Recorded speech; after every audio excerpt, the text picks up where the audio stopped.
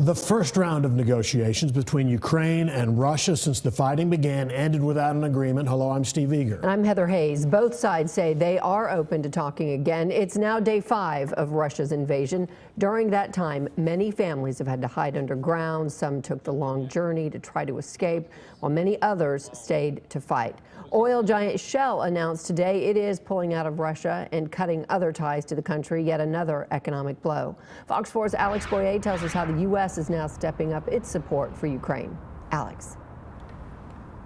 Hi guys, and today President Biden authorized $350 million in assistance to be sent to Ukraine's frontline support. That means that some military equipment could arrive in Ukraine within the next couple of days. Meanwhile, the U.S. has also deployed what it calls a disaster assistance response team to the region. This as many Ukrainians today across Texas continue to rally for peace. A world away from the war in Ukraine, Texans, many with family living in the embattled nation, rallied outside the state capitol in Austin Monday, calling for peace. My family are in Ukraine. All of them are in Ukraine, and they're suffering a lot. Max Gorobelski moved to Texas from Kyiv last year for a tech job. Also at the rally, a UT student whose parents have been hiding in their basement ever since Russia invaded Ukraine 5 days ago. It's very tough. It's very tough and emotionally draining. And you just check your phone all the time and trying to see if they're okay. There were some Russians like this woman standing in solidarity with her Ukrainian neighbors. I love Ukraine.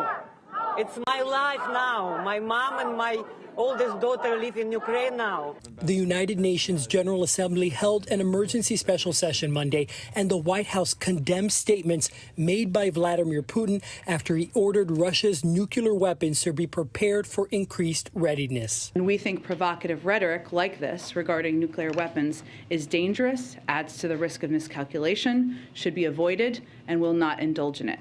This says the first round of talks aimed at stopping the fighting between Ukraine and Russia have ended with no agreement. I think both sides want to make the other seem like they've gotten themselves into an impossible situation. Meanwhile, the death toll continues to rise following massive shellings in several Ukrainian cities over the weekend. Ukraine's Interior Ministry says at least 352 civilians, including 14 children, have been killed since the conflict began.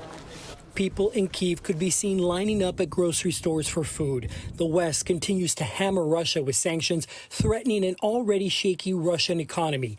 The Biden administration expanded sanctions Monday against Russia's central bank, barring Americans from doing any business with the institution. Savina Zelenova has a message for her fellow Ukrainians stuck in harm's way. Stay strong. I know you guys, it's very tough right now, but I know we are a strong nation and we got this. And the White House will also discuss possibly putting sanctions on Belarus after reports their forces could join Russia's invasion of Ukraine. Back to you. All right, Alex, thank you.